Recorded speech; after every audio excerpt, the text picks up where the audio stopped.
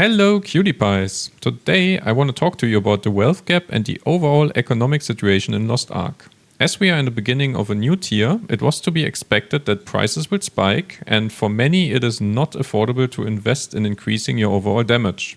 And while that is certainly one of the reasons, it is not the only factor. Before we talk about it though, please subscribe to the channel if you enjoy our content and give the video a like. It helps a lot to keep us going. All that said, we need to talk about the reasons which are contributing to the current economic situation first to establish how the wealth gap is caused. First, we have scarcity. This is the most obvious one. Relic books are new, good ancient accessories are rare, and therefore they are naturally at a higher price due to supply and demand. For relic accessories, we can already witness that the trend goes into a better direction, as it is much easier to find and roll usable ones. The situation for the ancient ones should also get better after the release of Belshazzar and the inclusion of the 1680 Chaos Dungeon and Guardian raids. Number 2. Alt rosters. I lost track of how many people I met in the game who play 2 or more rosters. Many of them even admitting they don't really enjoy playing the second roster, but they're doing it for different reasons. The most common one I hear is, quote unquote, I need to catch up. And catching up comes in different forms. Some of them want to catch up because they need a full 1680 roster, while others just try to get their roster to tier 4. It's not a healthy mentality, if you ask me. These alt rosters are farming gold and inflating the economy while not spending it, but rather sending it to the main accounts. This causes an imbalance in the gold distribution.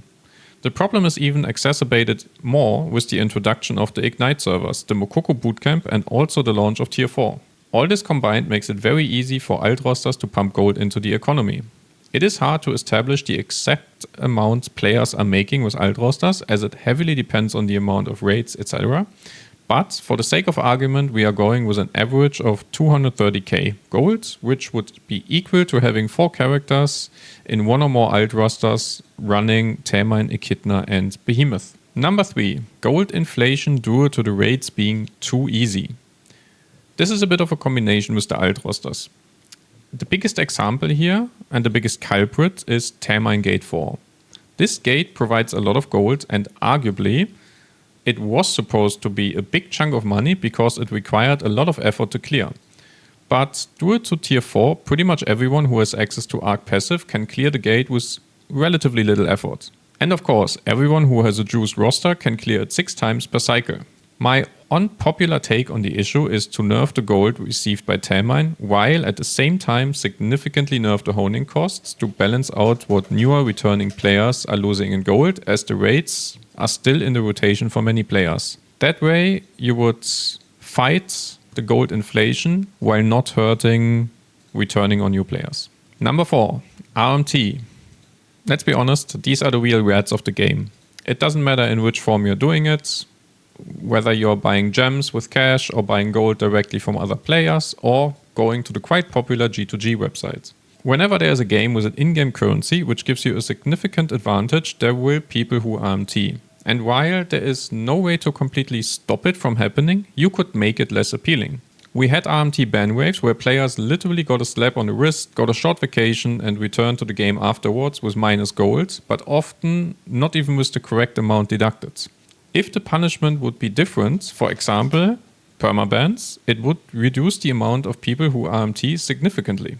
Another idea could be the same form of punishment we had with the Ignite server exploits. You only bought 200k gold, get 2 weeks vacation. You bought 1 mil plus, permaban. And obviously a second offense would lead to the same, even if the amount is smaller. Number 5. Bussing. It's not as bad as someone who RMTs, as it is not against TOS.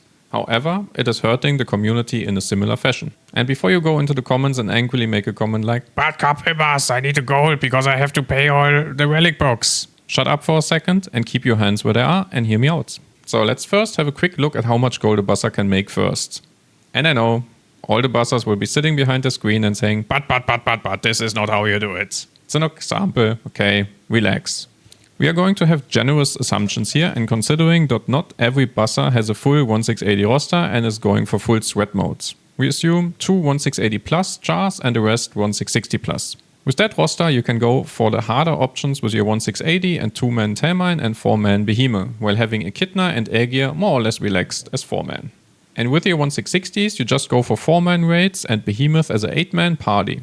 In this example, a busser is making around 370k gold per week, more than the normal player.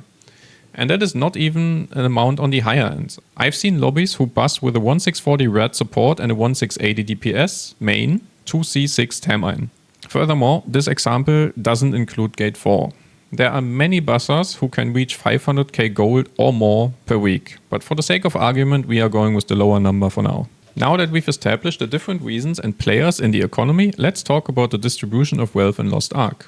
The pretty basic and fundamental principle of supply and demand should be addressed first. As I pointed out, we are in a situation where the amount of goods, for example relic books we want to buy, are scarce, and therefore the prices are naturally higher. But on top of a low supply, we have an imbalance in the gold income of the player base. Players who have multiple rosters, players who are RMT, and players who are bussing are essentially wealthier in the game. The fact is exacerbating the high market prices even further. Let's take an example. Let's assume your weekly gold income due to raids is about 420k, which includes some gate 4s but not your full roster. This income is already a stretch because many players are not running gate 4s on their characters and therefore making less than the 420k, but for the sake of argument again, we are going with the 420. So now a new raid is on the horizon and you need to prepare for the raid. So you have multiple avenues to go down and spend your gold. You gotta hone up. You need to have some proper accessories, and if you can have some relic books, that would be nice. Maybe you even have to work on your gems. If the average player in Lost Ark is somewhere close to that gold income per week, relic books would never be priced in the way they are right now. Nobody would spend their weekly income for a single adrenaline book or 1.5 crutch books. So why are the prices so high? Well, we established before that there is a difference in how much gold players have available. So let's compare the disposable gold. Okay, first let's get the RMTers out of the way. They have an infinite amount of gold as long as the credit cards is allowing them to do so, so I will not mention them any further. But even someone who has multiple rosters and also bussers are having much more income compared to a normal player. And if we take a look again at the prices of relic books, it suddenly becomes much more realistic that you would think the prices are reasonable. Because while prices are defined by supply and demand, they are also defined by disposable income. A Gucci bag doesn't cost 2,000 euro because it costs that amount to produce it. It costs that much because you have enough wealthy players in the market with enough disposable income who agree that the value of that bag is 2,000 euro. It might be a far-fetched example, but you can easily apply it on the relic books. If there would be no additional income due to multiple rosters or bussing, the prices would drop inevitable because you would look into cheaper options to increase your damage. Which leads to a situation where these players are not only hurting the wider and normal player base, ironically, they're also hurting themselves because they're the reason why the prices are up in the first place. It is an upward spiral caused by FOMO and greed, and it's damaging the economy, the overall player base, and therefore the game. So what can we do to change the situation? Sadly, the player base can't really do a lot. The only option from the player base perspective, if people would suddenly not play second rosters or bussing anymore, but yeah, we can all agree that that is not going to happen. So Amazon Games or Smilegate would need to step in and enforce their TOS. Especially for RMT and the gold transfer between multiple rosters, they need to follow up with ban waves and make it more drastic. A 2-week vacation is not enough. If there are multiple offenses, give them a permaban and you would suddenly see a decrease.